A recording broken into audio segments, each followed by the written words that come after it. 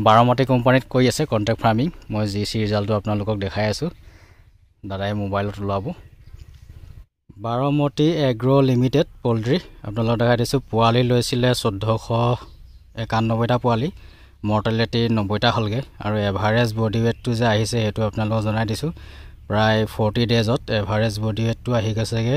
2 KG 830 গ্ৰাম আৰু main যোনটো amount পাইছেগে total এমাউণ্টটো প্ৰফিটটো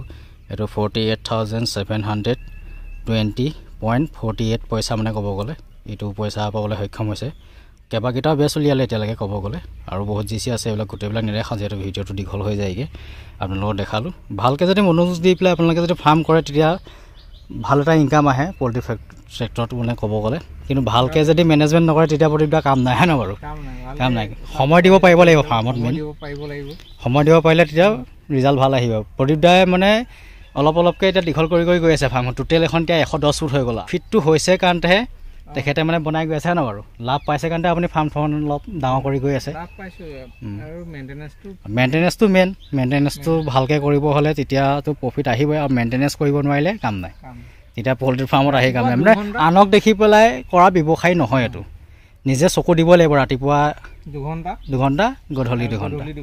এইটো সময় দিবই লাগিব এতিয়া পোৱালি ভৰাই ৰাখিছে পোৱালি কিমান দিন হৈছে আজি আপোনাৰ পোৱালি আজি 9 দিন হ'ল 9 দিন হৈ গ'ল কিমান পোৱালি আছে পোৱালি আছে 1800 পোৱালি আছে 1800 পোৱালি আছে ন 9 দিন হৈ গ'ল আজি 9 দিন হৈ গৈছে আৰু বাৰামতি পোৱালিয়ে দিছে ন সব বাৰামতি মই আৰম্ভণিৰ পৰা বাৰামতি কৰি আছে চেঞ্জ নাই কৰা এতিয়া 3 বছৰ ৰানিং চলিলে আৰু 3 বছৰ ৰানিং মই 2 বছৰ হৈ গ'ল দাদা ভাগৰ 3 বছৰ এতিয়া ৰানিং চলি আছে ফাৰ্ম কেতিয়াও দানাটো মানে মাটিত থ'ব নালাগে মানে কাঠৰ চাং কৰি ল'ব লাগে বা বাঁহৰ চাঙত জাপি ৰাখিব লাগে তেতিয়া দানাটো মানে মাটিৰ পৰা এটা পানী নিচিনা জলবায়ু ভাৱ এটা আহে ক'ব গ'লে সেইটো যদি দানাৰ লগত লাগি যায় যদি মাটিত থৈ দিয়ে দানাটোত ফাংগাছ আহি যাব ভেঁকুৰ আহি গ'লে ইকলাই প্ৰব্লেম আহিব সেইবোৰ দানা খাবলৈ ইকলাই কক্সিডিউচিছ এইবোৰ ডিজিজ আহিব সেইকাৰণে দানাটো সদায় আপোনালোকে চাঙত থ'ব জাপি পেলাই তেতিয়া দানাটো শুকান ড্ৰাই হৈ থাকিব দানাটো শুকান ড্ৰাই হৈ থাকিলে পোৱালিটো প্ৰব্লেম নাহে আৰু পোৱালিটোৱে ড্ৰাই শুকান দানা খালে মানে পানীটো বেছিকৈ খাই বডি ৱেটটো আহে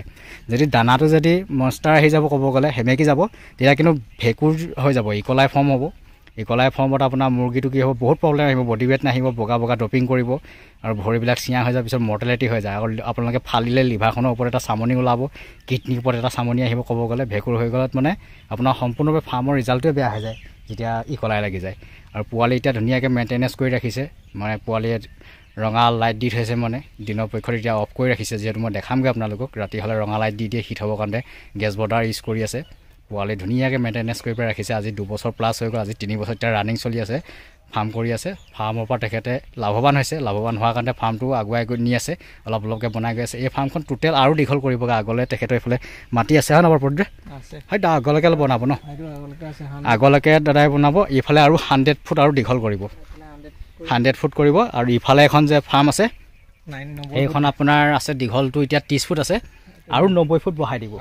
তেতিয়া মানে 120 ফুট দীঘল হৈ যাব এফালে 120 ফুট হ'ব এফালে 210 ফুট হ'ব এইফালে 210 ফুট হ'বগৈ টোটেল এখন 110 ফুট আছে আৰু 100 ফুট বহাইলে এখন হৈ যাবগৈ 210 ফুট আৰু সিফালে এখন 30 ফুট আছে আৰু 90 ফুট আৰু বহাই দিব 90 ফুট বহাই দিয়াৰ লগে লগে সেইফালে দীঘল হৈ যাবগৈ টোটেল আপোনাৰ 120 ফুট হৈ যাব তেতিয়া মানে 5000 প্লাছ আপোনাৰ মুৰ্গী আহি যাবগৈ গৰম ছিজনত ঠাণ্ডা হ'লে আৰু বেছি আহিব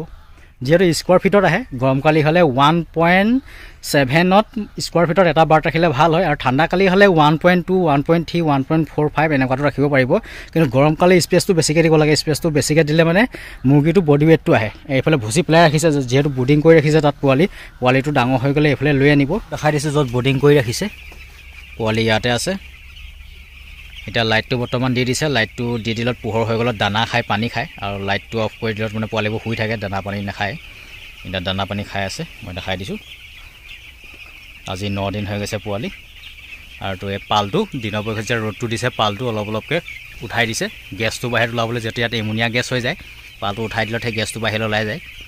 আৰু গেছটো যদি উলিয়াই নিদিব ফাৰ্মৰ পৰা পোৱালিয়ে গেছ যদি সৰু অৱস্থা লৈ থাকিব পিছলৈ আপোনাৰ প্ৰব্লেম আহিব এছাইটিছ লাগি যাব CRD লাগি যাব এছাইটিছ মানে যিটো এমনিয়া গেছটো লৈ থাকিলে পেটৰ ভিতৰত পানী জমা হয় যেতিয়া মুৰ্গীটো আপোনাৰ 30 দিন হৈ যায় পেটৰ ভিতৰত আপোনাৰ পানী জমা হৈ পেলাই ডাঙৰ মুৰ্গীবোৰ মৰ্টেলিটি হয় এছাইটিছ প্ৰব্লেম হৈ গ'লে সেইকাৰণে সৰু অৱস্থাত বৰ্ডিঙত মেনেজমেণ্টটো ভালকৈ কৰিব লাগে বৰ্ডিঙত গেছ হ'ব দিব নালাগে আৰু ৰাতি হ'লে ভালদৰে টেম্পাৰেচাৰটো বনাই ৰাখিব লাগে ডাবুল পাল মাৰিব লাগে বাহিৰৰ ফ্ল'ৰ এটা পাল মাৰিব লাগে ভিতৰতো বৰ্ডিঙত পাল মাৰিব লাগে ওপৰফালে চিলিং দি দিব লাগে উইণ্টাৰ ছিজনৰ কাৰণত তেতিয়া বৰ্ডিংটো টেম্পাৰেচাৰটো ভালদৰে বনি থাকে বৰ্ডিংটো টেম্পাৰেচাৰটো ভালদৰে বৰ্ডিং থাকিলে পোৱালিত প্ৰব্লেম নাহে। পোৱালি যদি ঠাণ্ডা পাব তেতিয়া প্ৰব্লেম আহিব, পোৱালিয়ে দানা নাখাব আৰু পোৱালিত আপোনাৰ CRD প্ৰব্লেম আহি যাব ঠাণ্ডা পাব হ'লে, আৰু এটা নিমনিয়া ফৰ্ম আহি যায় ক'ব গ'লে। ঠাণ্ডা পাব দিব নালাগে পোৱালিবিলাক। ঠাণ্ডা পাবল দিলে পোৱালিবিলাকৰ বডি ৱেটো নাহিব, বহুত ডিফেক্ট আহি যায় ক'ব গ'লে। এতিয়া দিনত কাৰণত এতিয়া পালটো অ'পেন কৰি দিছে, আৰু যেতিয়া পিছবেলা টাইমত বেলি পৰি যাব ঠাণ্ডা নহা আগতে তলফালৰ পৰা পালটো অলপ অলপকৈ উঠাই আহিব লাগিব। টেম্পাৰেচাৰটো ফাৰ্মখনত বনাই ৰাখিব লাগিব। এতিয়া 9 দিনৰ পোৱালিটোৰ কাৰণত টেম্পাৰেচাৰটো ৰাখিব লাগিব 28 পৰা 30লৈকে ৰাখিব লাগিব। 28ৰ পৰা 30 টেম্পাৰেচাৰ ৰাখিব লাগে। বৰ্ডিং টেম্পাৰেচাৰটো তেতিয়া ভাল হয়। আৰু এতিয়া ফ্লটিং কাপ ড্ৰিংকাৰ ছিষ্টেমত পানী খাই আছে, মই দেখাই দিছোঁ।